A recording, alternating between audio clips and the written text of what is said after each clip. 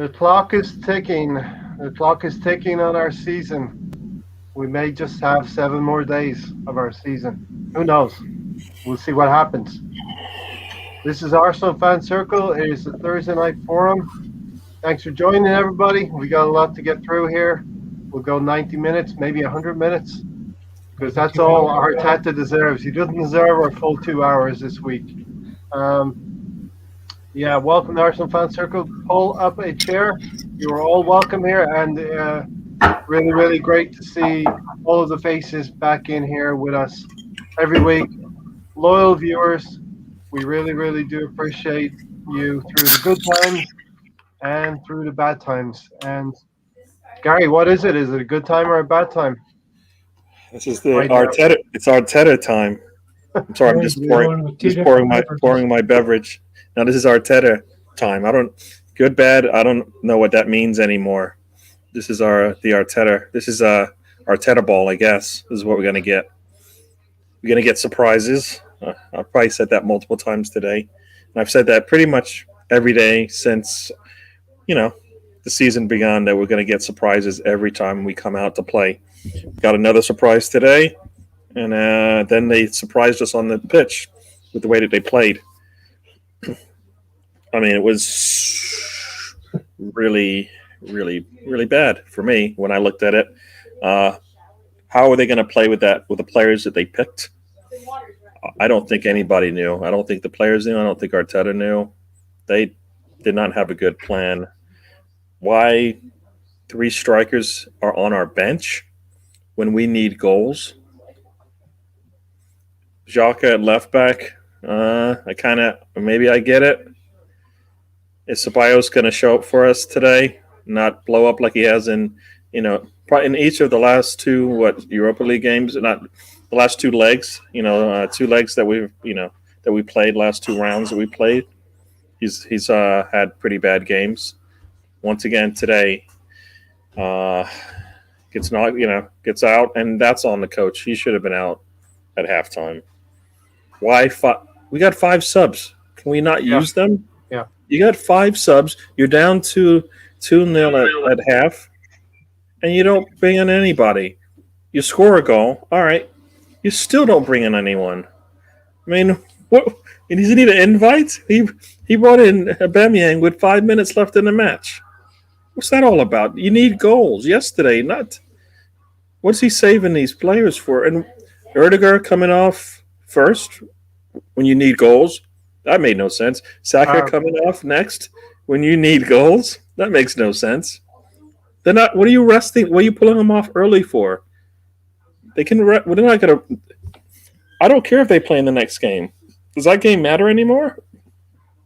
The only reason why it would matter is if we need players to get into form, right? And that's what those games are now. Those are just glorified practice sessions now. Because the next game is the biggest one, and after that, season's pretty much over. You look at the bench and you're like, all right, got 3 strikers there. I still wanted to see Balogun on the bench. I still wanted to see him on the bench. Why not? I mean, everything about this game was just a big surprise, and then it just looked terrible on the pitch. Another game we watch, and you're just like, when is this going to end? And then we get a goal to actually, give us a little bit of hope. But I don't like that. Why? Well, I don't like that when we're supposed to. I think we are a better team than that. We have a better 11 that we could have put out there today. Everything about this was just basically us handcuffing ourselves and trying to make, why are we putting ourselves with all that stress? That's what Arteta did. He basically put his hand behind his back and tied it there and kept it there when he doesn't have to. No. He did really bad today. And you listen to him after the game, he still thinks it was okay what he saw out there. That was terrible. That was a terrible 45 minutes of football. The first 45, terrible. Whatever he asked them to do, they didn't do it. Or he didn't ask them to do anything, and he just said, go out there and do something. What is that? Is it false 9? What is that? False 9. Yeah, this false 9 again, Gary. We tried it against Manchester City twice this season. It didn't work. Why is he trying to outflank himself? This All he is the needs to do biggest is game of your season, the biggest game of your career, right? yeah, yeah. This is the next step in your. He told us he wants to get to the Champions League and win it in 3 years. This is the only step he's got to get there. This is Maybe the he said only the chance he get. championship instead of Champions League. I Maybe we misunderstood him. he kind of like why? I mean, I'm. It Tony, was Tony, how has Arteta almost got us to a European final? I was thinking about this, Tony, 2 years ago, or 2018, Arsene Wenger's last year. He got us to a semi-final against Atletico Madrid. The standard was a lot higher even then, 3 years ago. Um, Villareal, they're better than us. On the evidence of tonight, they're better than us, but you can't say they're better than that Atletico Madrid team 3 years ago, Tony. No, I don't think with competitions as good in Europa, it's pretty easy for us to get to a quarterfinal, semifinal stages. I think. And I think Arteta outmanaged himself today instead of being outmanaged by Emery, which Emery still did. But like Gary said, you put all this stuff in a box, you're gonna get a surprise. At least in box of Cracker Jacks, you get a good surprise, or a Happy Meal, you get a good prize. Unless you get a Happy Meal without anything on it, that's kind of what you get with the way Lewis, Arteta managing the team and the selection and the subbing and all that. there was nothing in this performance outside of us gaining a penalty. Which, if you look at that closely, we were very lucky to get that penalty. That for me is a very very soft penalty as well, and that's our lifeline. So I said we're Arteta's what drowning by the yellow submarine is I the think we should have got the first. We should have had a penalty within the first 20 minutes. I don't think it was handball. Both players were locked hand in hand. How can that be a handball? You're talking about Pepe, the handball on Pepe. the defender is grabbing his arm. How can that be a handball? Makes no sense. I mean, he's not getting any advantage because the defender's holding him. He can't pull it away, or else he's going to give up position. It makes no sense. I mean, everything about that just went against us negatively, right? Yeah. I mean, I mean, he could have been fouled outside the box anyways, but still the fact that we don't even get the call, the whole play goes against us. I mean, we end up without I mean, how many times do we have players go down on the ground and the referee's standing there and just like get up? I mean, he stepped up. I mean, come on. And yet, Gary, Stefan says here, 1 goal at the Emirates. I mean, I think we'll need more than one, Stefan, to be honest. Arsenal are back in the driving seat to a final against United. And we don't know. We're going to talk about that a little bit later. We don't know what that will bring. We might have a David Luiz back. We might have a Kieran Tierney. Let's get through. Let's get to the final. That's what we need to do. One goal. That one goal is every what is it? Every match for the last 8. We've been talking about one goal, right? At least one goal we've given up. So if they score one goal, right now they're winning. We need 3. If they score one, we need to have a 3-goal lead for me to even feel like we got a chance, because I can't see us winning by 1-0. Hell no. Winning 2-1. I can't see us doing that. No. So So I'm scared if we're up. I'm scared if we're up 2-0. Let's bring it back to this game, Gary. Emery's yellow submarine gives Arteta that sinking feeling. Well, we got what do you call it? A life vest. Somebody threw us a floatation device in the form of that penalty that Pepe put away. That's the one goal we're clinging to for the next leg. We've been the last couple of games we've been getting killed by VAR and by penalties not getting called. And today we got, we did get one taken away, I guess legitimately because of a handball, whatever. I don't know if it was a penalty. I don't know if you guys thought he was fouled inside the box. I think I was talking about it earlier today, and I thought one on Saka or the one on Pepe. One on Pepe.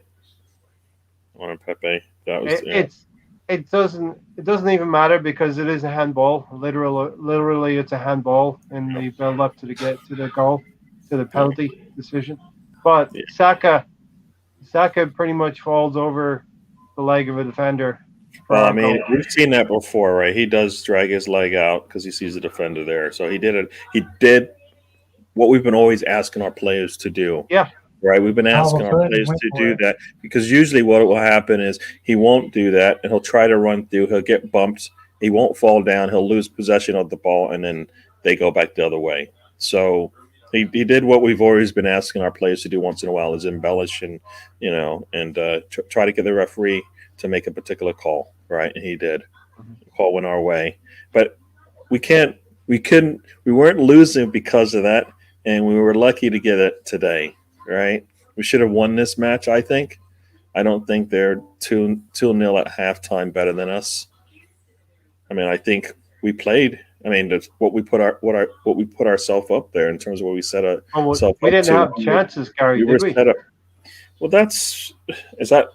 Are we going to blame? So, do we blame the players again? Because this is what we go back to every time we look at a game. It's No, do we say it's the players this time? no. Players playing in out of position, players where they're looking to the sideline going, your best striker is over there, one of your best youth players is over there, right? Your left back that you brought in to help out is over there, right? One of your better center backs is over there. I mean, he has to make it work. He has to make it work with the players he's got, and he's not. I mean, he's doing everything he can to find a way. Hello, Stan. To find a way to just. Is he trying to get fired? Because he's doing a good job. Yeah. Is it, Listen, I mean, he's doing a really good. Who? Okay, if I said, you know what, I got the Arsenal job, I know they're going to keep me next season, but I want out. What lineup do you put up there when you know Aubameyang is coming back and is healthy? Probably gives you 45 minutes, if that. Martinelli but just Martinelli just played 20, 30 minutes up top in the last game, so he's got a feel for it. And Kedir, once again, he's a striker. Yes. No, I'm going to try a totally different structure formation. I'm going to put Milsworth Rowe in a position I've never seen him play that for Arsenal. And I'm going to see if it works. And then I'm going to get upset. I'm going to say, you know what, we had our chances. And because of that first goal, that's where it went downhill. After that, all of his plans went out the window. That's where it was lost after the first. According to Arteta, after the first goal, that's where the game was lost. And that's why yeah, things all of look. the plans to put together came asunder after 4 or 5 minutes. No, Listen, let's bring Stan into the podcast here. Stan, thanks for joining us. Of course. All right, everyone. Nice to be here with all of you. hello. But, I must have come in just at the right time because the first thing I heard coming out of Gary's mouth is Arteta trying to get himself fired. And that hadn't really occurred to me before. And I was just like, ping, mate. Where else could it be? Because it kind of reminds me of when we played City and he decided that he was going to play Willian through the middle. Yeah. It has that kind of a feel to it. So Yep. I just have a feeling that before some of these games, like when he goes up against Pep, or here he was going up against his predecessor, he was lying awake all night, tossing and turning, couldn't sleep, getting up, pacing around the bed, getting back in, tossing and turning, just overthinking it, overcooking it. Because why would you take Aubameyang all the way over to Spain for 5 minutes? And if you're not going to play Aubameyang, there are other people in the ranks who are available who are considered strikers if they're not going to get their chance. Martinelli, Balogun, we're just giving the guy a contract. And don't get me wrong, it would be too early to probably play Balogun in a game like that. However, it's just a little bit bizarre.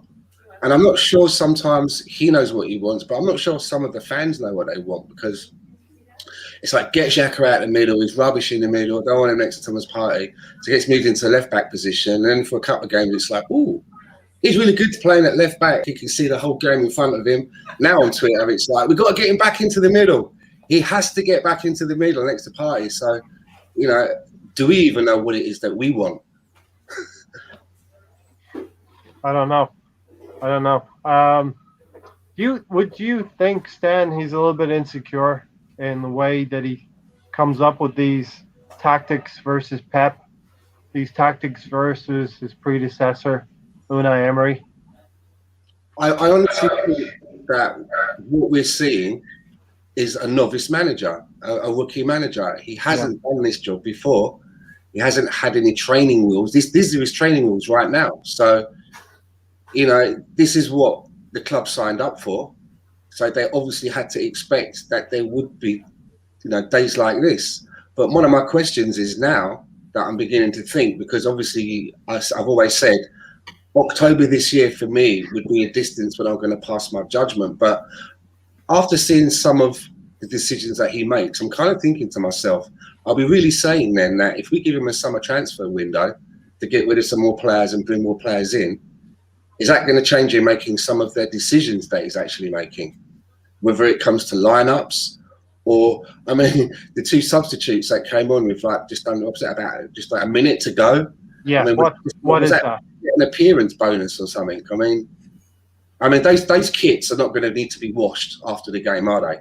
No. You can just put those kits back in for the next game. They're clean still, So I just don't understand. Well, I don't understand some of his decisions, but I just think I said it earlier, he's a novice. This is probably what novices do. And as you may know, Stan, I've kind of mirrored what you're thinking, October and November. That's what I've been thinking. But for me, he's got to dig himself out of this hole next Thursday night at the Emirates. I'm starting to waver on Arteta. His in-game management, his selections, his lineups, his formations, he changes things up so much, like the Assemble said here. Ray, would you say Arsenal players hit form, then they're dropped? Yeah, I would say that. There doesn't seem to be any reward apart from getting dropped for playing well at Arsenal. Do you agree? Tony, there's no consistency of lineups, Tony. Like I said, I think he draws or rolls D20 dice to figure out the squad for every day. There's just no common sense or anything logical that makes sense of him picking the lineup that he does. He should have made substitutions at halftime, and still he waits until 65th minute, then waits until the 85th minute, then the 89th minute to bring on the other two. He's just a novice, and he should have had training wheels. I'm glad to see you're still not shitting rainbows and unicorns and finally starting to see the truth that isn't good enough to take us forward. And the question, I know you said you're 60-40 Arteta out a few weeks ago. Where are you at now? I'm 50-50. He needs to. I was asking Stan, not you. Stan said he's 60-40. He's changed. The scales of Stan have actually moved again today. I'm kind of like around about 70-30. Yep. Maybe 65. It might go to 70 after the next leg. It might go to 80, but that's 65. That's where I am at the minute against where I started with 50-50. He's got to reclaim some of that starting next Thursday. Newcastle is a dead rubber game for me, but you do whatever you want against Newcastle, but the team has to turn up next Thursday at the Emirates. And irrespective of what's going on outside, what kind of environment the team's going into, they have to play the game between the lines, and they have to get through the tie. And there'll be no excuses, no hiding places, Gary, next Thursday.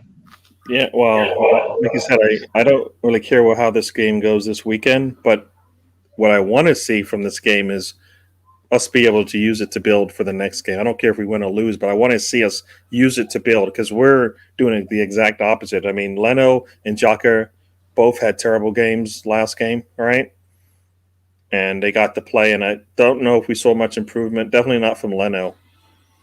I mean, he did make saves after we were 2 down, but the first goal, you look at it a second time. He's got to either come out. Got to make that save. He's got to punch that ball out of there. I mean, he's already halfway there. He pulls back and he doesn't cover. He doesn't do anything. He just stands there, and by the time the ball gets headed, it's gone. He's got to come out and clear that thing. That's the difference between, I think, what you see from him, what you see from Ryan. Ryan, when he comes out basically 100%, and he makes sure he gets a hand on the ball. Leno hesitated, and that he paid for it, and the team paid for that.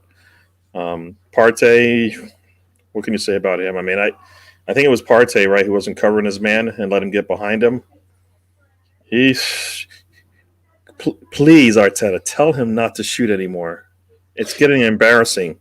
Every time he shoots, I'm like, but he could score. What One time he could score, He Gary. can score. He can score in NFL, yes, because those are going between the uprights every time.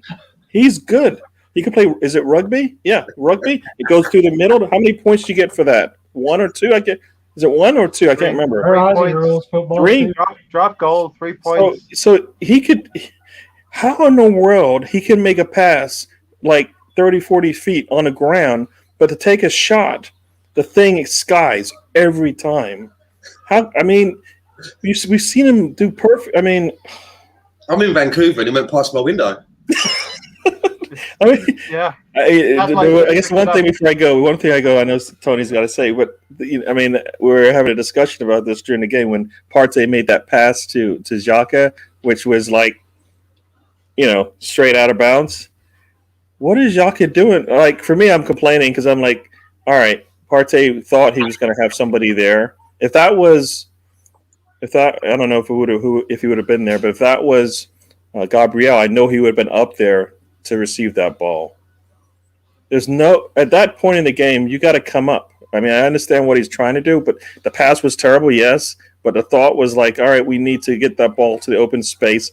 I expect my defender to come up. He's got lots of space in front of him. What's he sitting back behind me for? But I'm reaching, yes. But I can, I think Xhaka and Partey can't play together anymore, which for me means Xhaka's got to sit. This is the whole Bellerin Pepe thing all over again. They look terrible passing the ball back and forth between each other. It was terrible. It was terrible today. If you watch them, if you go back and look at it, you'll see that they can't pass to each other to save their life. Like, they need to make the pass to one of them. It's never going to go in our favor. So, sorry. When you say they can't play together, do you mean Xhaka in that left back role or play next to Partey in the middle, or just in the same team? In this particular instance, it was because he's playing the ball up to him, or they're playing it back to each other. It didn't work, and I don't understand why. I mean, they were both passing. It was like they were both thinking the other one was going to do something else every time, right? Every time it looked like that. Think about it. When they were playing next to each other, the first game, the least amount of passes that Xhaka made was to Partey. And you're thinking, all right, how's that going to, those two kind of work off each other sometimes? And they, all of his passes are elsewhere. I don't know what it is, but I don't think any of us, are thinking Xhaka's long-term anyways. Partey is. So if he is, I feel make it work for Partey right now because I want him to be happy. I was happy to see Martin in front of him because I know they worked good together, but not in the structure we played today. That didn't work. Gary, Iconoclast 1 says they're doing this in training. They don't look like they're doing. They did not do this formation in practice. No way. They look like they've never played together before. No way did they practice with a false 9 in practice like that. Maybe with blindfold. That's what Arteta's saying. He got a little bit bristly today about that in the press conference as well afterwards. Well, if they did, and this is the way they practiced, or if they did it so good against air, and then they came out with other people, and then guess what? Those other people move, then his practice is wrong, right? If you're practicing and they look perfect, they should be able to come in a game and have some semblance of competency in what you're trying to ask them to do. they did not look like it. Didn't look like they knew what they were. We got one shot on target. It was Aubameyang at the end of the game. Yeah. How can you tell me that was something you practiced? There is no way. You know what it is, right? If we had those tiny goals, which they have in the training videos, in the matches, we'd probably won that 4-0. Brilliant. Would be brilliant. With no goalkeepers in them as well. Even And I better. think as well, Partey is one for the oldies here. It's kind of like the Ghanaian John Jensen. Yeah. They get the T-shirts made John up. Jensen did score one time. Yeah. He did score What I against see, QPR. the videos that they're showing in training don't look like anything that would lead me to believe that they were going to play a false 9 today. I mean, the videos look all nice. They're practicing back and forth. They did not look like they did this before. And if you're going to do something like this, why don't you do that against Everton coming in? Because that game didn't matter. There's no consistency of If you lineup. thought that was what, if you thought this is the way I wanted to play for this, my biggest game of my career, why not play it in the game before? You're telling me you can't do that? We would probably still look at him like he's crazy, right? Right? We would still look at him like he's crazy. But if that was his plan, you're not going to get anything. I've said all along that you practice the way you play, and others have said, you know what? They don't practice the same way you're expecting them to. And I'm like, all right, okay. All right, so then do it in the game so you can build on it for the next one. Tony. Right? Well, first off, I'm going to start off with if there's fans in the audience, Party's lucky because he'd be charged for abuse because he'd be breaking jaws and breaking noses from the fans in the stands. Just about 10 yards over the bar, right about that elevation, that height, you know. And as I say a comment, Stan would probably appreciate. It's like Arteta starting off for FIFA for the first time on career mode and just keeps resetting. Now let's try these players, this formation, and just keeps doing it over and over again. Just no consistency at all. Stan, how could we persist with Granit Xhaka left back, Stan? Well, We saw the warning signs, did we not, against Everton? Just to go back to something you said a minute ago, before I forget, is you said about the Newcastle game. I think the Newcastle game is going to be quite important because if Mikel Arteta's, if he's got his head screwed on, we've got a few players that are just coming back now from fitness, right? From injury, like Kieran Tierney and a couple of others, I believe. So they're going to need maybe some minutes in the Newcastle game for fitness. Yep. Right, so I hope he doesn't rest them. Some players are going to have to get those minutes if he's got them in mind for the next leg. So it's going to be important to see what his team selection is going to be, which should tell us a little bit more about his managerial skills, I think. But sorry, the question you was asking, Ray. Persisting with Granit Xhaka, did we not see the warning signs? We warned about Richarlison and the danger of Granit Xhaka going up against Richarlison. And we knew Chukwueze would be a dangerous player in tonight's game.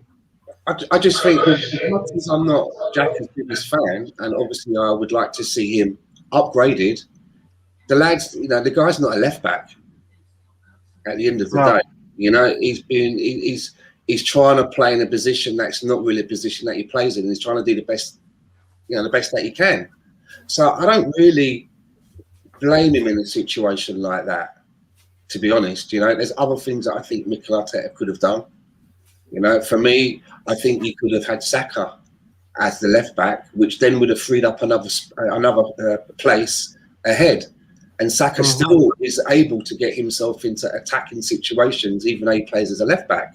So he's still able to maybe produce, or even at the pre-assist, if you like. Do you know what I mean? But I don't blame Xhaka when he has a bad game playing in a position that's not his position. That was the manager's choice. This is on the manager, right? His choice. Yeah. I mean, and like you said right there, if you're going to go and stretch and fit somebody in, pigeonhole somebody in, plug somebody in, why not sack one of your better players? At least now you can bring another offensive player on the field, right? We need the goals. The point of this game was to get more goals than them, if not get multiple goals at the least, right? Yeah. 2-2 draw. We're happy. We'll take that. So Saka at his worst is better than Xhaka playing left back right now. And right now, I feel like we need to put our best 11 on the pitch, all of them. Doesn't and some of them can play out of position, and they don't. Like for me, based on what I saw today, if you really, really, really had to, you got a Aubameyang out there, you got Martinelli out there on the wherever you could put them. You put a Millsworth Road next to Partey, you put Saka back, you put them all, and you go for it. If we really needed to score that many goals, right? Otherwise, you get your best 11 out there and you play, right? But yeah, we didn't get our best 11 out there, Gary. we didn't. We definitely didn't. The Frankenstein player, Jacques, should never play again. These are two weaknesses in our team, especially as Stan said. Granit Xhaka, left back, it's not his specialist position. This was on the manager. This was on Arteta today, and Tobias had a bit of a mare as well, Gary. Well, we've seen this before, right? This is like I said. We've seen this play before. It doesn't end well. Because I was working and I came away from the match, and when I came back, he was coming off, and I couldn't be bothered to rewind it. So I know that he was having a mare before that. Was it a second yellow or something? Yeah, Yep. Second yellow. Yeah. What happened? He just ran over my foot. It really was. He was lunging for the ball. His studs basically hit the ankle of the player. Yeah, the official really did not. That really wasn't a yellow. I mean, it was two players going after the ball. It's interpretation. And if he thought, but he's thinking that he was out of control, because that's the only reason why you would do that, right? He's thinking he's out of control, but you've got he doesn't see the player behind him when he's making that run. Nope. So he's making an attempt on a ball, is what I saw, and there was a player behind him. He got there late, but it's not a yellow. Not especially when you already have one. I mean, you see it all the time, right? You got a yellow. The referee knows you got a yellow. It's a 50-50 call. If he didn't get called, we would have been all right. I get it. It's one of those, and there were we had players on the ground multiple times, nothing, right? And then Partey got a yellow when the guy ran up his back, right? Yeah. Come on. I mean, that some of those calls are going against us today, And then they were killing. Once again, the beating of Saka, which they have to do. And we don't get anything for that. We don't get to benefit from that. So I think that one you could have let it go. Do you think that before he got the second yellow? Do you think there was a shout, maybe, Gary, that the manager should have taken him off before that anyway? As soon as he got the first one, I was like, halftime, you're out. Not because of anything else, but you know what? We're down 2-0. We need to change this up a little bit. This is a good reason. He's got a yellow. He's going to have a lot of the ball. It's going to be the way we're playing. He's kind of and this is Ceballos, right? We've seen this play out negatively for us before. You already set up your formation that's not working. I mean, every time you watch Emery, he actually made subs before us when we should have been the ones making those subs. I mean, Coughlin came on when we should have already made a sub for Martinelli, right? We score a goal, they bring two players on, we just sit back and go, all right, we'll still got this. Are you serious? You get a goal? We were lucky, Gary. They brought two players on. I hear what you're saying, but he did that to be defensive, and we got our goal back. So we needed to do the exact opposite to get. We didn't change anything, so we didn't better ourselves. They got better defensively. Yeah, this is we the problem. stayed stagnant on offense, which makes no sense. So you bring Aubameyang on there. You had Martinelli on there at that time. Guess what? I think we're stronger than them, no matter how many defensive players they bring on. Martinelli's energy for me is more than you're going to see. I mean, that's one thing I like about him. He brings the energy. He may open things up for Aubameyang, And it's infectious, isn't it? When he's running around like he is, others will as well. He kind of rubs off, right? It's infectious. Yeah. Tony, this is the problem with Arteta as a manager now. And, I'm starting to change my tune here. You can tell my tone here. I'm changing. As Stan said, the scales are tipping a little bit here. the problem with Arteta is in-game management. You have Ceballos, who's really not playing very well anyway. We have better players on the bench. We can change things. It's clearly not working. You leave Ceballos on to get a second yellow when that's completely avoidable. And we have what? One substitute made with 20 minutes to go, and it's 10 versus 10. And as Stan said, you're bringing two of the boys on to get their appearance fees 90 seconds before the end of the game, Tony. Yeah, there has to be truth to William having an appearance bonus, because why else is he coming on like that? But to me, if you have 5 subs and you're doing so badly in the first half, at halftime, 2 should come on, no matter what. To me, the whole left side was bad. Zaka was bad. Mari was bad. Ceballos was bad. Just everybody was bad back in that corner. I would probably change the formation to a back 3, brought on Gabriel, played Party by himself there, and then Odegaard and Smith Rowe in the middle, and brought on Martinelli to play up front. And as Stefan says here, if there is a certain recriminations going on against the Super League breakaway clubs, we need to be above that, and we need to get the goals we need before these recriminations come back against us. Stan, so let's talk about the first goal. We talked about Chukwueze. Again, something I was going to mention earlier. There's 2 quick things about the left back thing. I've got a memory, and I still remember that one of the selling points of bringing Cedric into the club, it was like a selling point, wasn't it? He can play at both fullback positions, but obviously that's not correct, because they don't like using him on that left hand side. Not a Thursday night, obviously. They Maybe on a Sunday. They don't like using him on that left hand side. And the other one is I've just forgotten it, but I'm sure I'll remember it in a minute. I mean, along those same lines, if I remember what it was now. Sorry, I saw this. Someone put this tweet out, and I'd never thought about it like this before. It was like, just remember, we sent Matteo Guendouzi out on loan instead of keeping him and developing, so that we could work with Danny Ceballos. And I was like, I never thought about it like that. Yeah, I did see that. I think it is a tweet. Right? I'm paraphrasing. Out there. Yeah. Has it been worth it? I don't know. Mark, it's great to have you here. I think you're a new face around here. I want to support Arteta. Echoing me, I want to support Arteta too, but he doesn't give you much to. You can't stand behind what he's doing as an Arsenal fan, unless I can't see him flipping 180 degrees though. By next Thursday. I can see him. All right, he got it wrong for 45 minutes, but don't just sit there and watch the same thing happen again for another 45. I mean, we complain about Emery because you know what? He kept making subs at halftime.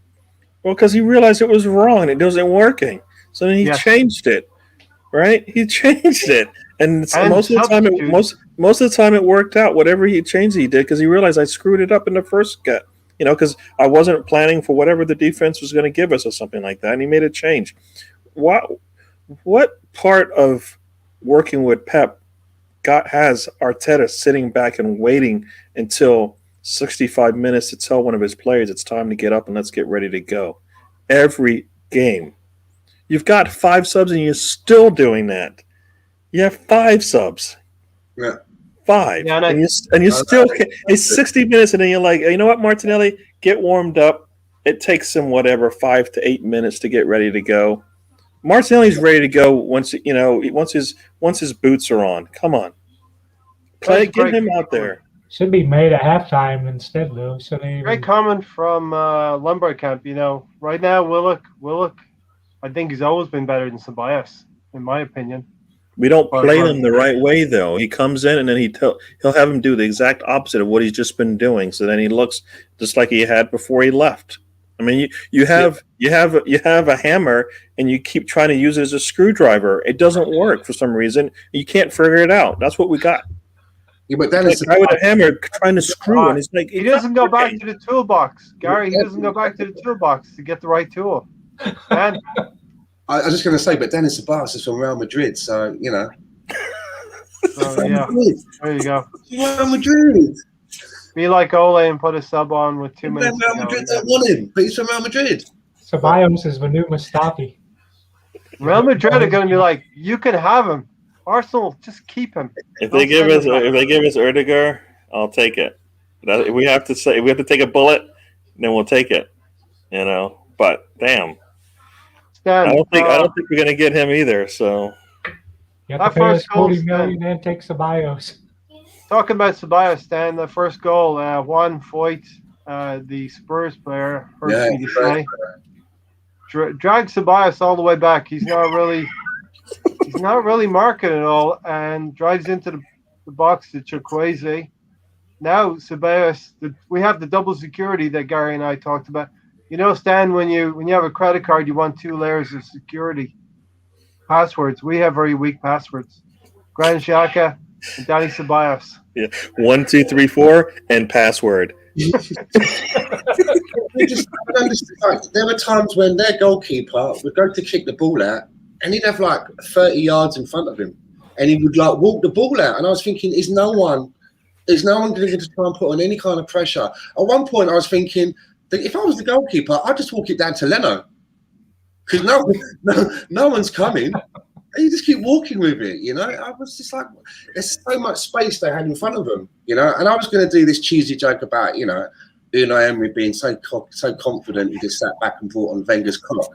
But when I saw Coquelin come out onto the pitch, I was like, oh yeah, I forgot Francis Coquelin was there.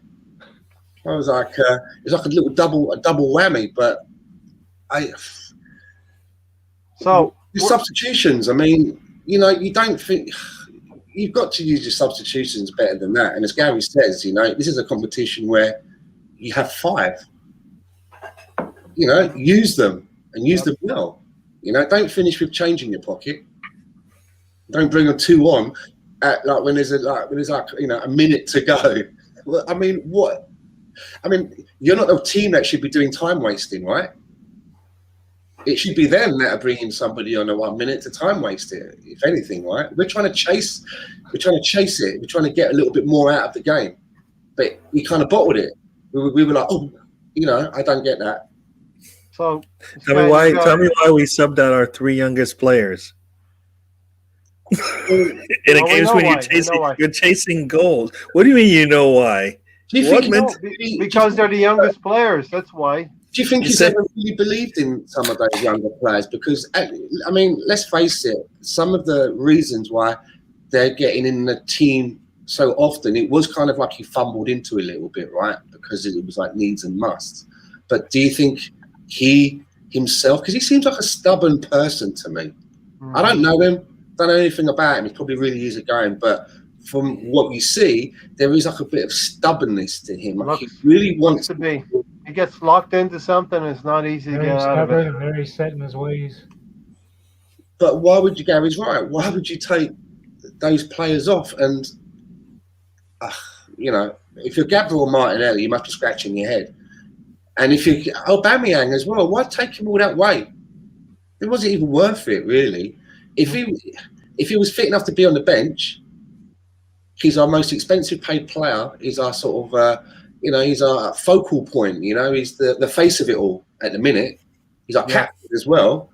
Why is he on the bench? If he's not fit enough to play, why is he there? You know, if he's only fit enough to play sort of like, you know, half the game, why didn't he play half the game? This was a huge opportunity to make a statement in the first leg. Think about it. In a game where our defense was terrible, the 4 subs came from our front 4. What's happening to Gabriel? The worst part of this game was our defense, and we subbed out all 4 of our offensive players. Stefan, we'll get into that towards the end of the podcast. Yeah, Stan, the first goal, where do you apportion blame? Obviously, it's Xhaka and Ceballos. Xhaka is the issue. But I thought if you're going to – Bernd Leno wasn't great. I thought he could have got his hand to that. I just thought the players were very static. I just thought the players were very slow to react. And I think, you know, you'd like to think that a goalkeeper, a good goalkeeper for a good team, should be able to get that. But I mean, this is one of those games where we're lucky to get that away goal. We basically got an away goal because of off the back of a mistake that they made by causing a penalty. It wasn't like we scored a goal through open play and we had like a nice spell in the game where we managed to carve something out.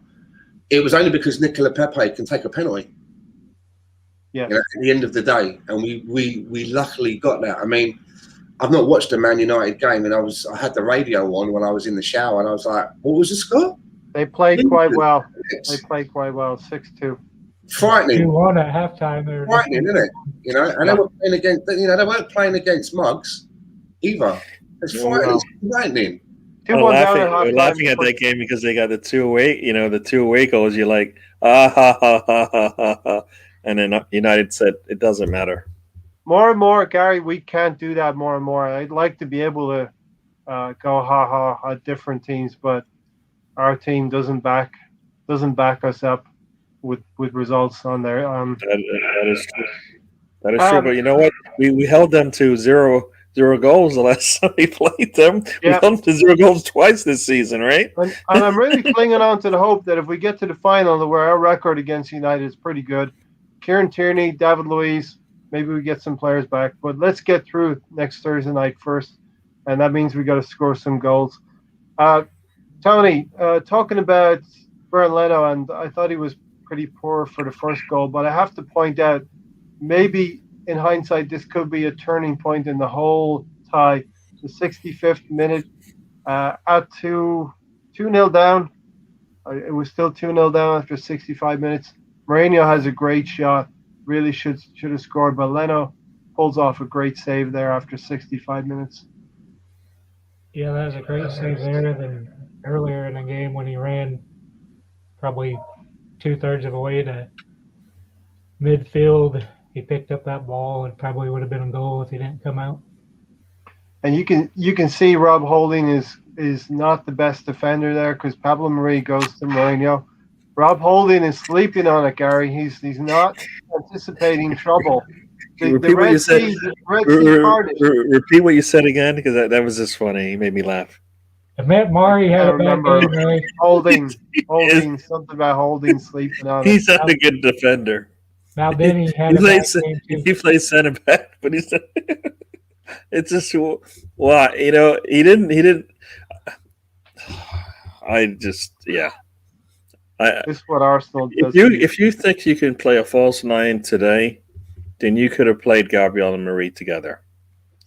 Yes. No doubt about that. Inconsistencies again, Gary. Inconsistencies with Arteta. And you know what? I defended him all through this season. I said, listen, the players go out in that field, and that's right. They have to do a job. But you have to put players in position as well.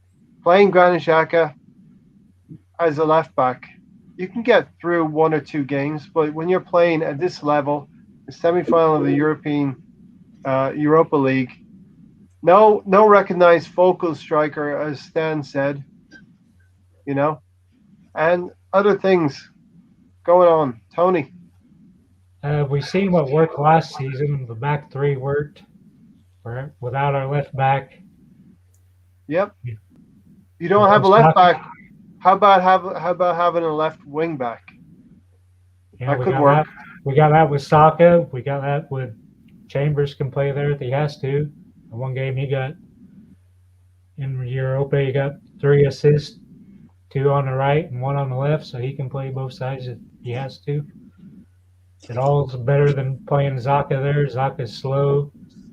Ceballos is prone to mistakes. They kind of left Mari on an island several times, and he had a poor game. And just like I said, at halftime, you sort of switched, brought on Gabriel. Did you think it was? And sorry, Tony. For Gabriel and Mari both being left-footed, wouldn't you think one of them could play left back if they had to? Yeah. Uh-huh. Sounds simple, doesn't it? Dan, did you think it was a penalty? I think it was a soft penalty. I would not have awarded it. I would have been a little bit pissed off if it was awarded against us. Yeah. But don't get me wrong, it was at that stage where you have to remember we were 2-0 down after half an hour. So when we finally got that, I was like, you know what, I'll take it. I'll take it. You know, but yes, if it was against us, you know, I'd probably be winding it back and paying more scrutiny at it, if I can say that. Mm-hmm. But I'll take it. And Gary, for the first goal, Gary, we talked about Trigueros. He served the whole time at that club. So you know, good moment for that player, bad moment for us, obviously. We are the givers. If you need a goal and you haven't scored forever, don't worry. We will give you what you need. We do that. You know, it's like you see like the miracles for kids and stuff like that. You know, they want something. We just give it. Yeah. I mean, I believe both the goals were goals they weren't necessarily expecting as much, right? I don't think they were expecting. Was how 3 players had 60% of their goals. Yeah, I was highlighting. We were highlighting, Tony, the 3 players, Alcazar, Chukwueze, and Mourinho, as the 60% of all their goals this season. Well, there were 2 of them were involved with assists, but there's a player who hadn't scored all season. I think he got 1 goal this season. Here's a gift. You know is that company in America called Make-A-Wish where they give That's right. Make-A-Wish for like footballers who ain't scored in years, like that, right? It goes straight to the Emirates. All those letters go straight to the Emirates. I need a goal. I'm having a bad year, and Arsenal opens it up and goes, "Oh wait, we play you on March the 2nd. Don't worry, we got you." Samble said, "Ray, you have given us more hope that Arteta is the man this season, but unfortunately, when it matters the most, he's just Arteta." I'm taking Pelters tonight, and you know what? It's okay because for me, the scales are tipping as well. You know, I can't stand behind this. I mean, we all wanted him to succeed because we don't want to go through this pain. Nope. Right? We don't want to go through this pain, so we want him to succeed. But he's going out of his way not to even give it a chance, right? Not to even. You're on the road. You need goals. You've got Aubameyang, who you spent 300,000 a week. There you go, Gary. Take that one. What did Arteta learn from this match? Where will he make changes? If you listen to him, he thought this was only lost after the first goal. I will say he got a little bit bristly in the press conference because the journalists are pushing the Granit Xhaka angle, the no recognized striker. There's got to be. There's no way he could have looked at that lineup and said, "You know what? I can make this work with the players I got." There's no. Come on, seriously. Can we send him to manager boot camp? Okay, tell me how I asked this earlier on a pod. With that formation, how is it supposed to work? There's a book, right? Is it called Football Management for Idiots? You can get it off Amazon. How is that formation supposed to work? It's the one with arrows. No, but I mean seriously, you guys know. You guys probably know that of that formation, right? Supposedly, right? How is it supposed to work? Okay, the false Not nine. with those players. False nine drops into midfield and feeds the wide players, right? That's it in the simplest terms. And that's what Lacazette usually did, right? He would drop back to support, and that's what killed him. You know, when he had to do that because we had Ceballos back there. But at times, Lacazette was playing as a false 8. That's how deep he was. It's a forward. I mean, that's why I think he got hurt because it's Ceballos. Like there was a time when Emile Smith-Rowe and Saka and Lacazette were way back next to Partey, and I'm like, okay, this can't be the way you set this up, right? Yeah, they're all 20 yards. But I'm serious. Like you look at that, you look at a false nine. Who plays Emile Smith-Rowe's position that's really good at it in the world of football? In the world of football, I don't know. Kevin De Bruyne. Yeah.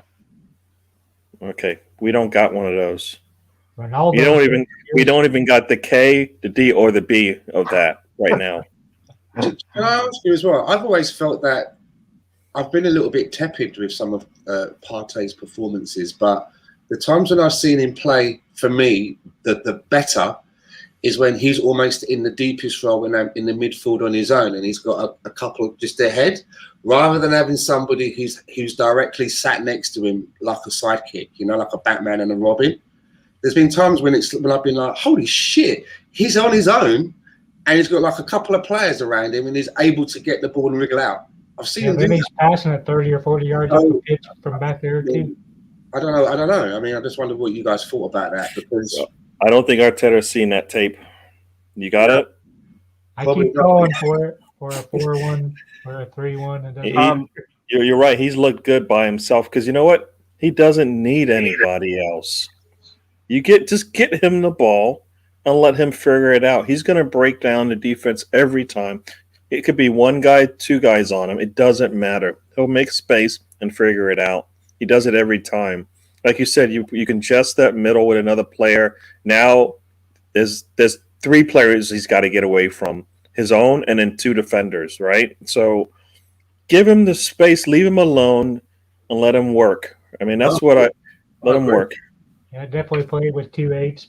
I think that's definitely the way to take a look with Thomas Partey, because he's looked much better when he's, like you say, he hasn't got Xhaka in his way. And then when Xhaka gets the ball, he doesn't know what to do with it anyway, so he'll just kick it backwards. He'll never pass it to him, even though – and you know what? He can have a defender on his back. It doesn't matter. Just pass it to him. Just like Erdegar. He has a guy on his back. Partey will pass it to him because guess what? He knows how to protect.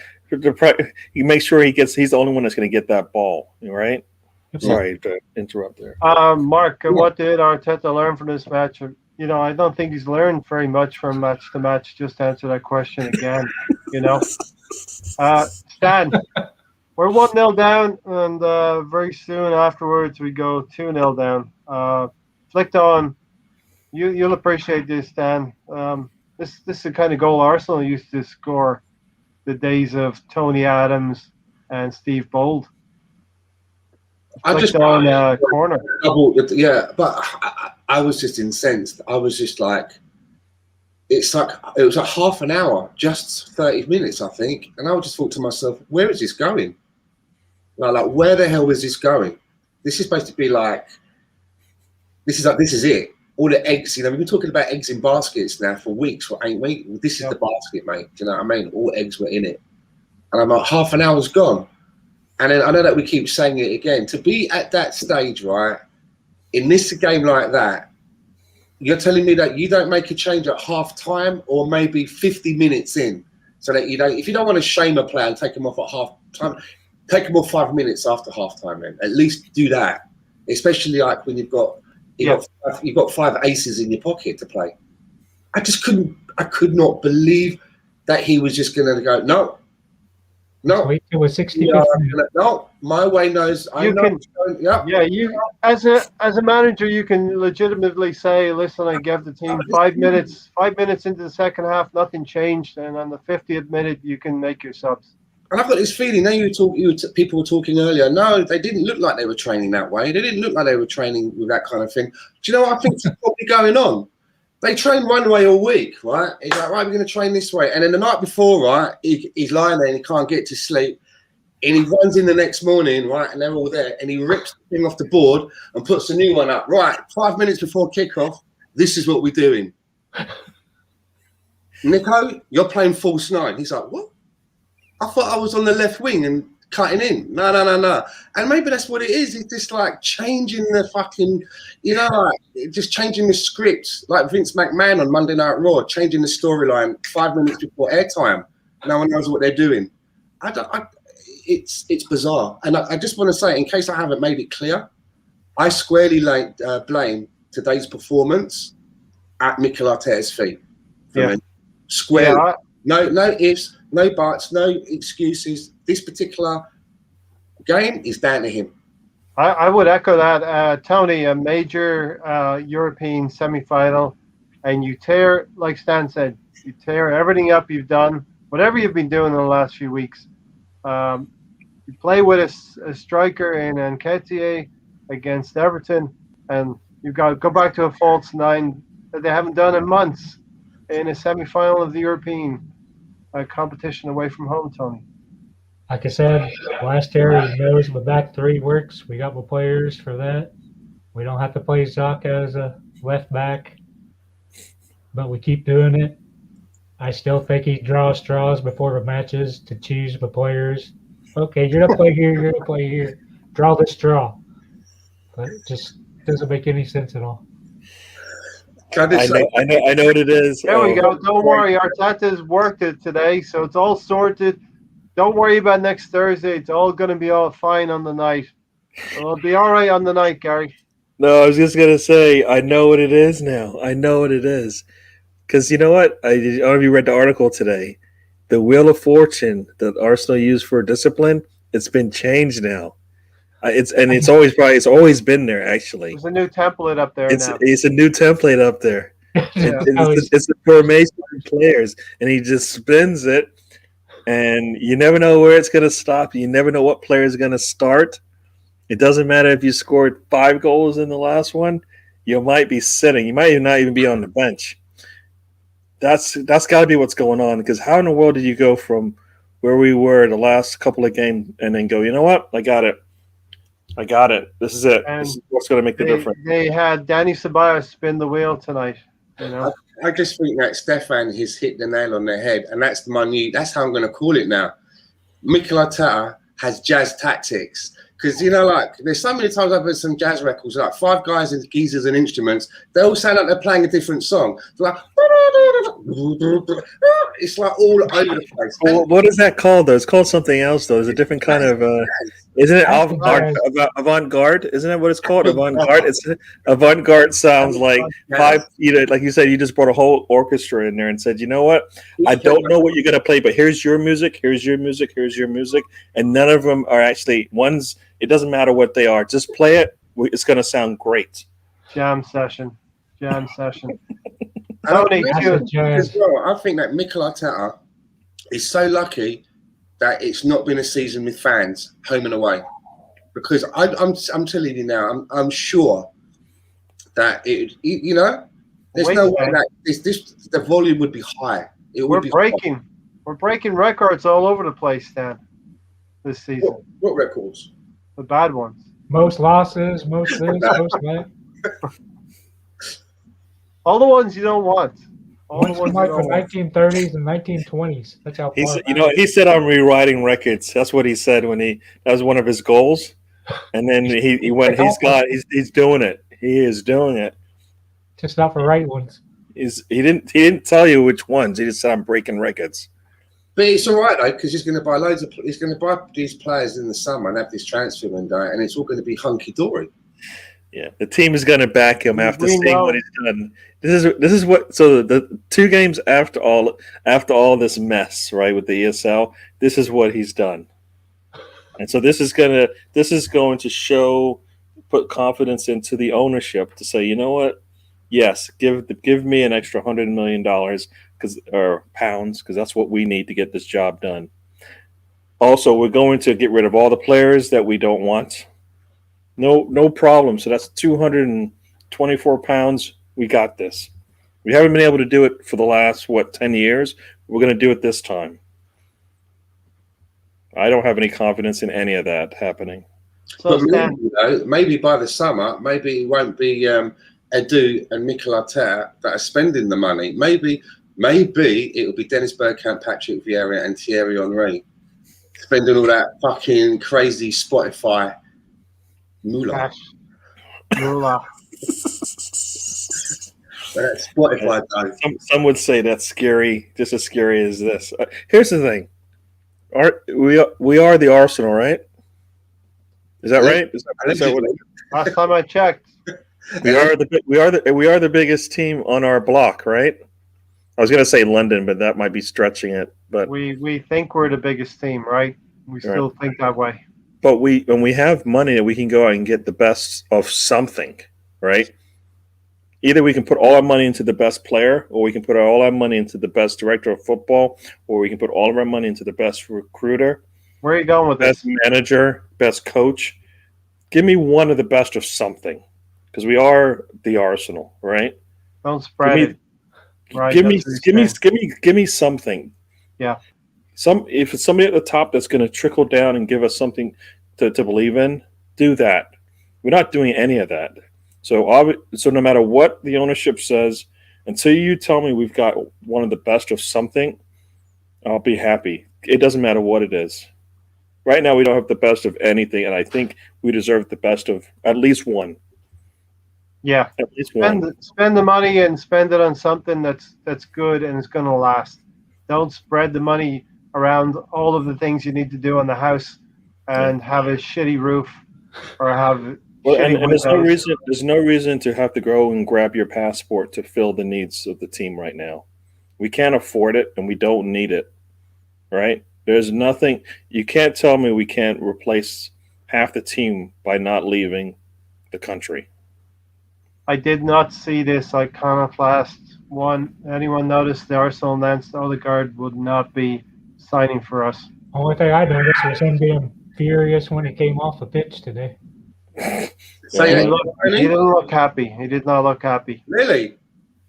Yeah, he was Yeah. the first player substituted for Martinelli after 63 minutes. Yeah, and he had to walk the long way around too, so he had a lot of time to just stew in it. Didn't notice that. Yeah. No. But footballers, it's very short term, Gary. He'll probably get to play the next game, and he'll be back. Well, maybe, but but this could be a Guendouzi situation, right? He's out now because he showed up the manager. Yeah. Lombard Camp said, "Beg Ancelotti to take our money like we should have done a year ago." So, Tony, let's round up this game, and then we can talk about maybe the takeover and Daniel Ek. 2-0 down, looks pretty bad. Twitter's going into meltdown because rightfully so. We've got some really big square pegs and some very, very small holes. And, those things are very, very hard to put back in. Really huge corks, trying to put them back in the wine bottles. Very hard to do that. We all know that. We all know that. So Arteta just keeps the cork off the bottle because he's not bothered to fix it, 2-0 down. It's not looking good. But Unai Emery throws us that lifeline, so we're not sinking. He starts making changes. He goes defensive. Classic Emery style. Gets us back into the game, Tony. I still don't think he really let us back in the game. He didn't kill us. No, but that's not really his style, is it? No, he's too nice. He beats us up for 2 goals. We're ready. We're there, and he doesn't finish us off. He likes low-scoring affairs. But like I was going to say, Saka seen that foot dangling out there. He ran straight for it, fell down like he should have. We had a penalty. Pepe. And you know what? If that's what's being done to us, then I've got no qualms about us doing it to other teams. And we can't be always the nice guys. No way, Arsenal haven't got any money. There might be one new major signing. I think Iconoclast there has to be a lot of wheeling dealing for any chance. But I'm actually worried now, Gary, because I thought Arteta could use the players. I thought he could use better players coming in. I'm worried we're going to upgrade our players and have better players in the summer, but Arteta's not going to be able to use them properly. He's not using the ones he's got now, so what are we expecting? I mean, we're going to re-sign our striker, but we're not going to play him in our most important game until 5 minutes left in the match. We're gonna fly him out to Spain. You know what? He need to get his travel miles up. He was like 1,000 miles short or something like that, and he got it on the round trip. Let me play devil's advocate. He just wanted to get his 200 fags at the duty freezing, didn't he? That's the only reason he went. He wanted to sleep on the airport floor again. The floor of an airport. Question though, do you think the bout of malaria has anything to do with him not really getting? He's better. He can play more than 5 minutes. I have no doubt about it. He can play more than 5 minutes. And with all of that being said, Gary, he And if he almost can't, why was he almost on the got us a plane? draw. You don't bring him. You don't fly if he's got malaria and you think he's worn down and he's not going to give you. Don't Why are put you him on the flying plane. him anyways? Then if you're going to Hey, fly him, then you think he can I'm play. just asking the No, but you're question asking. Is it? But I'm giving you why he can play because he made the trip. This isn't. You don't just put play. You don't put your senior players on a plane to sit around and watch a game. No. You don't do that. If this was Aziz or Balogun and he doesn't play, you go, all right, I got it. He gets the now he knows what it feels like to go on a road trip in a European Cup, right? And you go, all right, got it. You don't. We needed a striker. We needed a striker in this game. Yeah, You and we're needed going to to need score one. goals. Crazy. Everything Really on the about this bench. game said score some goals and help us out so we can go back home and play better and not have to worry about it. I always say, what are you saving yourself for? Try to do it today, right? This is the game today. You go down 2. Guess what? Can we get 2 goals out of this and maybe get a draw? I think I can do it. I'm the manager, right? I'm Arteta. I got big balls. I know how to get us to get those 2 goals, right? No, what does he do? Sit back and do nothing. Watch everything. Watch nothing. Gary, let me Tell take us that. what you really think, Gary. Let me take that point a little further, Gary. Don't waste the tweet. Don't waste your trip. Don't waste the trip. Don't He wasted the trip. He said, I'm going to put you on a plane and I'm not going to play you. Martinelli, guess what? You're only good for 20 minutes. Come on. Let me plug you here now. Don't waste that. Don't waste that trip. Don't waste that trip. Okay. Yeah. Just don't do it, Arteta. Check out Gary on Don't Waste That Trip on YouTube. There's the segue. Well, listen. Further to that, in these times with coronavirus and all that, we've all been separated from our loved ones. When things get back to being normal, we have to think about this. Don't put things off tomorrow that you can do today. And let's take that into a general context in all of our lives. You know what I mean? We gotta call that person we haven't been in contact with, and I'm guilty of that as well. We all know the people we should be keeping up with. Let's do that more often for everyone. And Arteta, don't waste the trip. Seize the day. Thursday. Seriously, I'm not just jiving you. Like Stan said, Sunday. We got to play those players we're going to need Thursday. And when Thursday comes around, we need to get that result, and those players need to be responsible. So, Stan, final word on tonight's result and what we need to look for Sunday and Thursday. Yeah, I mean, who knows what to expect for the next league game? I mean, you really don't. It's not until you see that lineup that you have any idea. You know, and sometimes when you look at the lineup on your phone, it's not even what it is when they get out on the pitch, right? Because the people don't even know that are putting it up on the social media. They're like guessing, right? And it's like, oh, he's actually playing him there. Okay, so it's Jack in the box, isn't it? Let's wait and see. Let's wait and see what happens. You can't predict anything. I mean, he's how long into his tenure? It seems like he doesn't know what his best 11 is, what his formation is, what the style of players at home and away. It all seems to be like it's just a smorgasbord of tactics at the moment. There's a little bit of this and there's a little bit of that. Do you know what I mean? Throw it against the wall. It's right? A buffet, isn't it? It's a buffet. There's little bits of cheese there, some sausage there. There's some pineapples on the fucking stick. There's a little bit and a little bit. There's nothing. Yeah, but there's a lot of the stuff that you don't like, and there's a little bit of the stuff you do really, really like. Yeah. And we don't see enough of the stuff we like, right? It's a buffet, and it's a shit one. Buffet on a timer. Tony, 5 minutes to grab the food you want.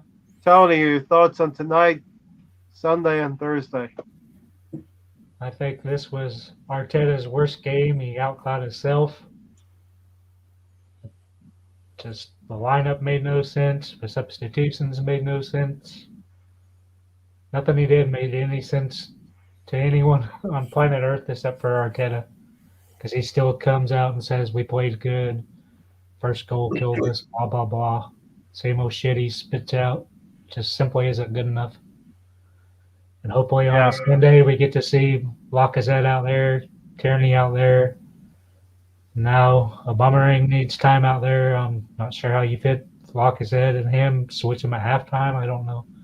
But And they all need minutes.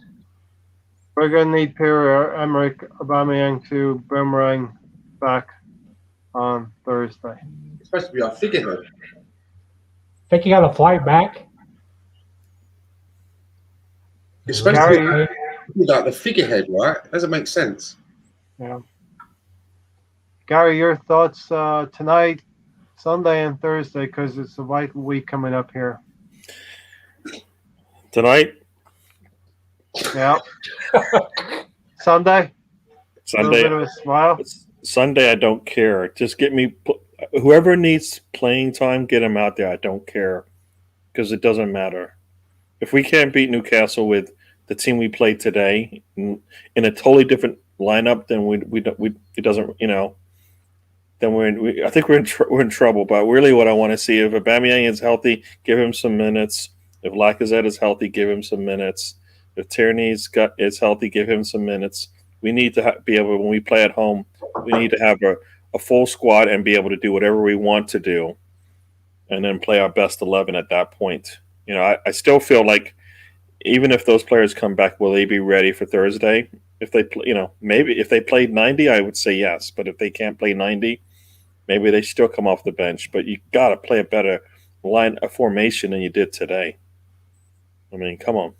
Yeah, Listen, when Tierney has to be wheeled out in a wheelchair next Thursday, so be it. it's got to be all chips in for next Thursday. It's got to be all balls out, Ray. But you've got to also play a left back or maybe a full back that can play as a left back. You got to have players who are conscious that maybe Cedric's going to play left back. He might need some help. He might need a player closer to him, a left central defender closer to him.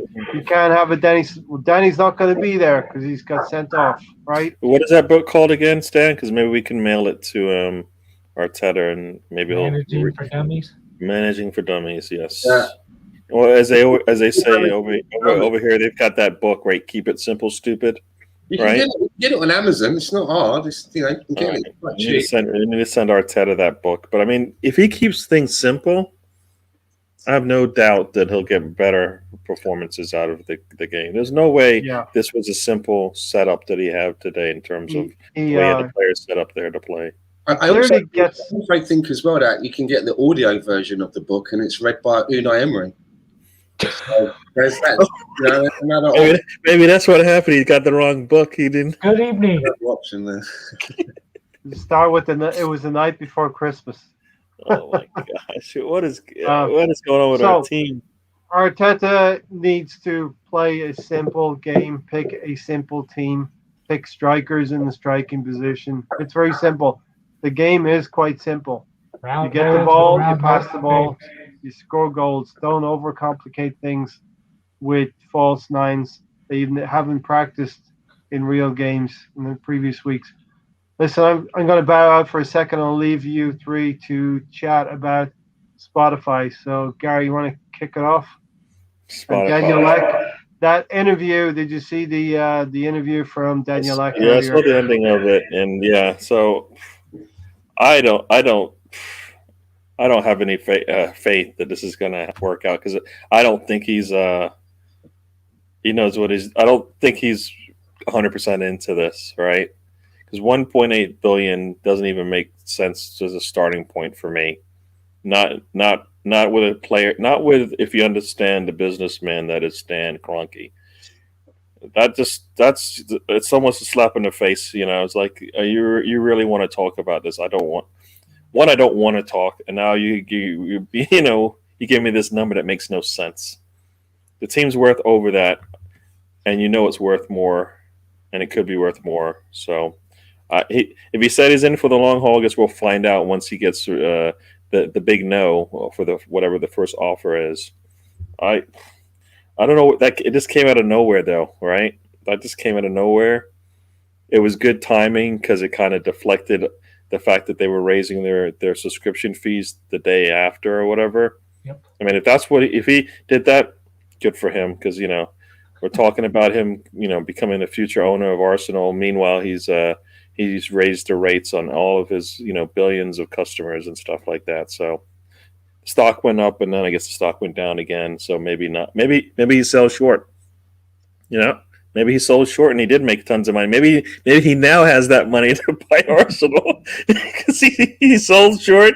He knew it's going to be billion. Now he has 2.5 billion. No, exactly. He just grew his bank account, by because they always say the rich can control the market, and I guess maybe that's what he did. But I don't. I like this. I like to think it's going to work out. I'm a little concerned. It's just it's all for show.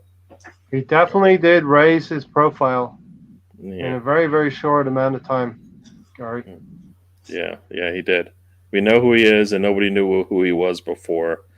I mean, the first thing I did was look at some of the comments below when people were talking about him, and it sounds like he doesn't like to pay the artists. So, that might be good because we keep paying all of our artists more than they should. So maybe they should be getting paid less. Like we're all platinum sellers. Of course, he's happy. Arsenal got away with it and got a real chance, but he's got to attack. Talking about Arteta here. Silent Stan reads A Christmas Carol and the character of Scrooge. Stefan, we were always going to win without a number 9. The only thing every British team is brought up with number 9.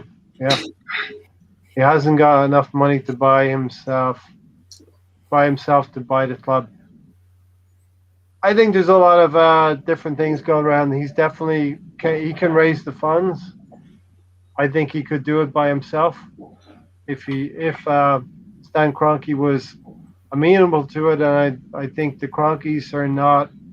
They haven't sold a franchise, what's called a franchise yet, Tony, and they're going to have to be convinced otherwise. I mean, this Arsenal is the only franchise that they have outside of the US, so that could be something that would tempt them to sell eventually. Yeah, I just think the whole tweet was taken out of stance when he first mentioned it. I don't think he had any plans on buying a team. He's just rolling with it.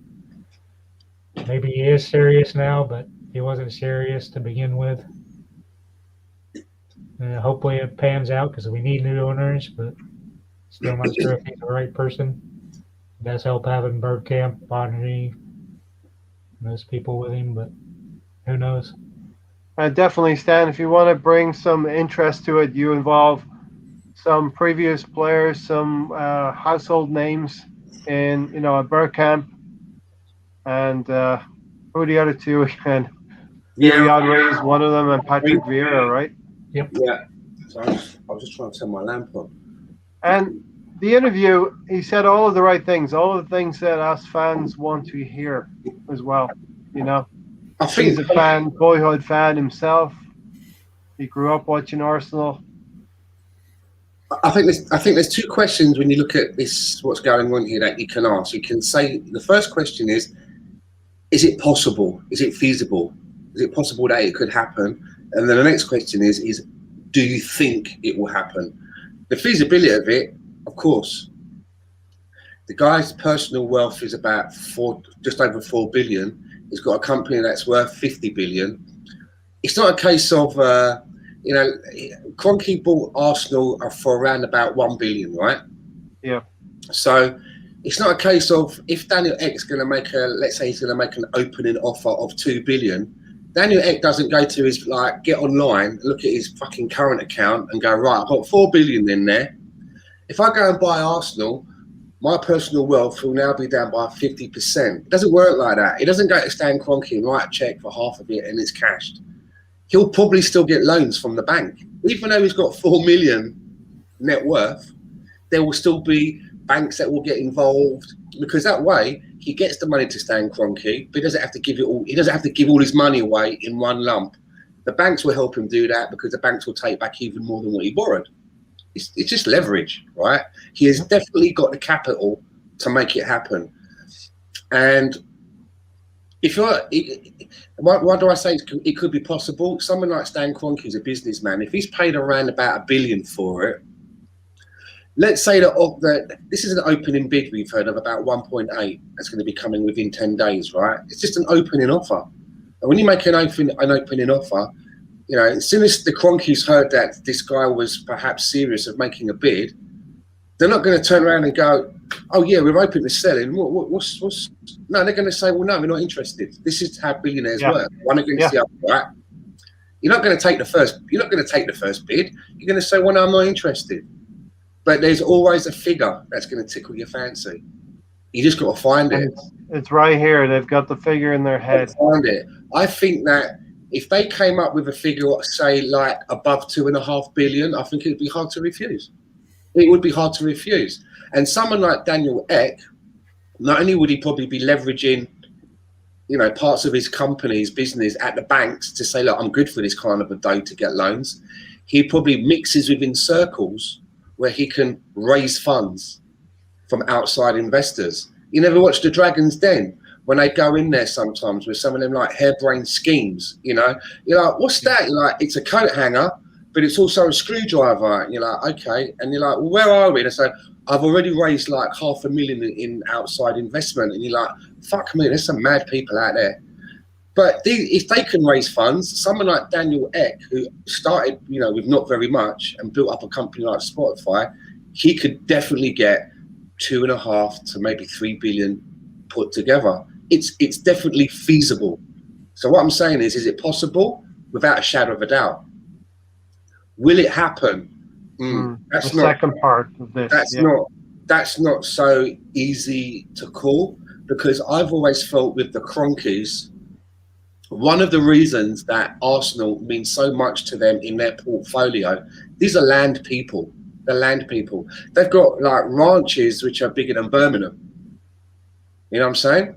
So to have a nice prime piece of London real estate in your portfolio, I think means a lot to the Kroenkes. And a lot of the business that they've done in the United States, I think, with their Ram Stadium, and again, they could have afforded to pay cash for that Ram Stadium, but they leveraged at the bank. Yeah. When the bank said, "Well, how do we know you're good for this?" They said, "We've got this, that, and the other, and also Arsenal FC as part of our portfolio." You know, that's how it works. So, do I think they will sell? The only way that they will sell is if the Daniel Ek and his consortium continue to make a bid that is good enough for them to walk away and say, "Well, we've left with a hefty profit." But the thing that might push that over the edge is the continued protests by fans. If no one's outside the stadium and they're in for, you know, if they're rich anyway, they might not give a fuck. It's part of their land portfolio. But if they're really thinking, "Do we really want to be here?" They fucking hate us, man. You know, then that little bit might be, you know, the right number comes in, and every fucker hates you as well. You just think, you know what? Maybe I don't need this in my life. Maybe it's just time to cash in, get on my yacht, stay over the other side of the ocean, and continue with my like Denver Nuggets and all that. Make life uncomfortable for them. And Gary, there's a lot of companies that Stan Kroenke and Arsenal are affiliated to.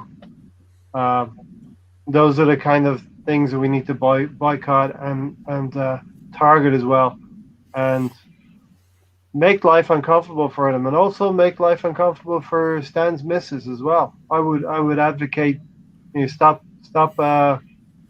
your retail business. No, not you. The other Stan. The really, really rich one. Well, you could be really rich as well. I don't know if you are or not.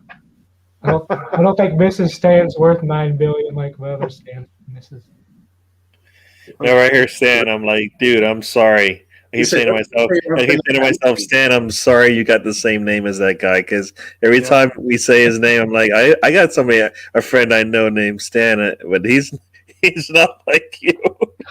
Listen, the thing is with Stans, we always marry into the money. That's the key. Is she within earshot of you? No, she's out. I'm getting away with it. Nice one. I think Stan is right. Having Arsenal in the portfolio is an ego trip, and that's difficult to let go of. Yeah, I Gary, mean, that's think about when true. he goes. Yeah, think The about when he more, goes to the country club, right? When he goes to the country club with his buddies, and they're all talking about, well, I'm the owner of this one club. I'm the owner of these two clubs. He's like, I'm the owner of these four big clubs, right? I've got one in every sport. Because Every the sport, he's guy from got one. Liverpool, right? He owns. Does the guy from Liverpool, John Henry? Do they own the Boston Red Sox? yes. Yeah, I mean, there you go, then, right? That's what it yeah. is. He's like, I got Arsenal. What you got? I got the Rams. Or what you got? I got the Bucks. You know, all those buddies when they're going out to talk about who they got. He's like, I got Arsenal. What you got? You know, I even got an MLS team. I mean, it is like part ego. It is part. It is. It's all about the money, right? It's He all found about the money. as was it James Rowe always says they saw us coming. I mean, he saw, you know, they saw us coming. You know, Yeah. Arsenal didn't know what they got into with him, right? So the Because So this now is transfer not. I pressure. we don't have a think this is the kind of ownership. situation.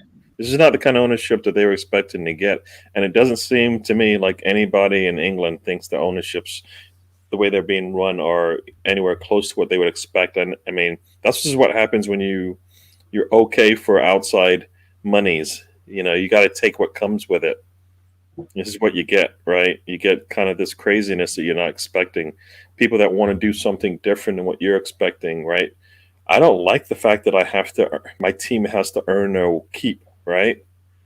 How do I make it? What's the easiest way for me to make money? I'm going to find the easiest way to make money. Hey, what's this over here? Oh, you guys are upset with UEFA? All right, well, why do we have to work with them anyways? Fuck Yeah. them. we'll So start What? I think this is something that the protests, I think, is something that do need to continue. You know, I have been advocating not protesting, but Shame. especially for the second leg of the Europa League semifinal. But you know, I do Can I think get my that first leg before we protest the second leg? yes, we definitely check out the ticker at the bottom. We need to get Tony his first leg before we protest the I second. like to ask this question now. Let's say we go to sleep tonight, right? We wake up tomorrow morning, and Daniel Ek is now the owner of Arsenal Football Club, right? And he's brought in Thierry Henry, Dennis Bergkamp, and Patrick Vieira. Here's the question that I've been thinking, right? The three ex-players that are coming in, what is it that they're doing at the club? What is their role? Where are they in all of this? Because obviously they're not coming in as to put finances in, right? That's not their role, right? As wealthy as they are, they're nowhere in the sphere of a Daniel Ek, right? No matter how many fucking times Henry's done punditry on Sky, he's a long way off of someone like Daniel Ek. Yeah. So they're obviously coming in as the, you know, Daniel Ek is basically saying, like, you know what I mean? Not only am I an Arsenal supporter, but like and you can't mention their names if they're not down with it, right? There's no way you're going to mention their names. And Patrick Vieira's waking up in the morning and reading this going, I don't even know the guy. What the fuck is going? There'd be lawsuits. There'd be, you know, so there's been Defamation of character. right? Exactly. There's been conversations, right? So that kind of gives Daniel Ek the backing. You know, those three players, what I call, they're the stardust on the top. That's what that is. That's to make us buy into Daniel Ek. We don't know him. Spotify. Maybe we'll get Spotify subscriptions as Arsenal supporters. I'd be down with that. But what are the three people that are coming in? What are they going to do? I mean, my question to that is, does Daniel Ek? Is that do out of a job? Is Villareal Well, out of a job? well, my thing is, what does Daniel Ek want to do next? Right? He gets Arsenal, right? He's the owner now. What's his next? What's his next move? Does he look at the board? Does he look at the open position where he should have a director of football? I mean, Unai is out of some board to board level, right? So there's a spot open there, right? Yep. You know, does he try to fill those spots and then trickle it down? Does he say, yeah, you three guys are in. I don't know where I want to put you right now. Those three players, though, right? If you look at where they are in their lives, their age, currently what they've been doing over the last couple of years, do those three players are going to have nothing to do with any coaching anymore? I can't see that. I mean, Dennis Bergkamp really enjoys coaching. If you watch the video, you know, the Legends video, he kind of hinted that, you know, he still wants to, you know, he's having a bit of a rest now, but he wants to get back into coaching side, and he's kind of hinted, you know, there's no way he's going to be the manager, right? Because he's like fucking Mr. T in the A team. You can't get him on the plane. You've got to drug his milk. Do you know what I mean? To get him anywhere. So that's not happening. Knock him out. You know? I mean, do those guys look at one of their teammates, Overmars, and say, you know what? He's going to be free in the summer. You know what? Go get him. But you look at an Henry, for example. He's kind of still kind of cutting his teeth, trying to do the management thing. I think out of all three of them, if you're going to say out of all three of them, who has aspirations to be manager, you got to say you got to be Big Pat in it, surely. Pat Vieira. But think about that also, right? Is you've got Arteta, who is a former player. Hopefully, they're seeing what you go through. This is what you go through. Is Dennis going to come in now and get rid of Arteta and put Pat in as the manager, Dennis Bergkamp in the Edu role, maybe fucking Thierry Henry as, I don't know, I reckon, you know, Bergkamp as a coach, maybe assistant, I don't know. You know, be manager and under 23 coach. In the frame, does you know what I'm getting at? He couldn't do a worse job though than what Stan's doing right now, right? It's got to be better. But he can put somebody above them to figure it all out, right? I mean, yes, he understands it from a fan's perspective, but Overmars, any of those former board members that have left, that, you know, maybe left because of the situation that was going on, right? Mm-hmm. There's many options to take because this has to trickle down, right? This has to trickle down. Like a lot of the moves you're talking about, there's going to be a gap there between the board and whatever level these players, you know, these former players get put into, right? So it's got to trickle down everything if this is going to work. Yeah. Right, so that's why I'm saying he's going to have. His next move is going to be, let's fix it as close to me as possible. I need the person that talks to me be able to tell me yay or nay to whatever. Let's get the Cronkies out though, first of all, and I think as Stan had said earlier in the week, Tony, Stan Kroenke has united the fan base in the hatred of the Cronkies. Are you sneaking in the we are circling the landing strip? Is that what you did there? No, we're coming down. We're about to land. We're in our descent right now. Yeah, Tony, we got to eventually get him out, and we got to continue the protests, right? Yeah, it should have been on the fans' mind a long time ago. Like I said last week, I wasn't Wenger out, I wasn't Emery out, I was always Kroenke out. And to me, the European Super League shouldn't be the reason why fans want him out. It's just what's been going on since 2007, since he got the board seat. I mean, I'm hearing whispers that, you know, Arsenal fans that are kind of in that vicinity where Kroenke in America has his other sporting interests, whether it be the Rams or the Nuggets or whatever it is, Avalanche. They're trying to, like, you know, protest. Because you got to think about it, right? I'm really, you know, happy about the protests that are going on in the Emirates and all of that, but he's not there, is he? You know, he's kind of like put the pillow over his ears and that, and go la la la la la la, and pretend it's not happening. But if you start, you know, if Gooners can in America can mobilize in those areas and put it on him there as well, that would be even sweeter. You know, that would maybe really be sweeter. There's no, you can't run, you can't hide, mate. Do you know what I mean? Gooners will find you, mate. They will find you. Yeah. We just know you're not a protest WrestleMania. I think that is a good point to sign off for tonight. And I want to thank Gary, Tony, and Stan for joining me tonight. We'll see you on the next one on Sunday. I'm sure. Raising with stupid final thoughts. We will be those were the final thoughts. No man of the match or anything. Oh yeah, you're outdoing yourself today, Ray. You're doing a good job. I don't like it, but you did. This flight is ahead of schedule. I know this. Ray has something planned for Babardi. The landing gear hasn't even come out, and this guy's coming in. He's going for a belly landing behind us.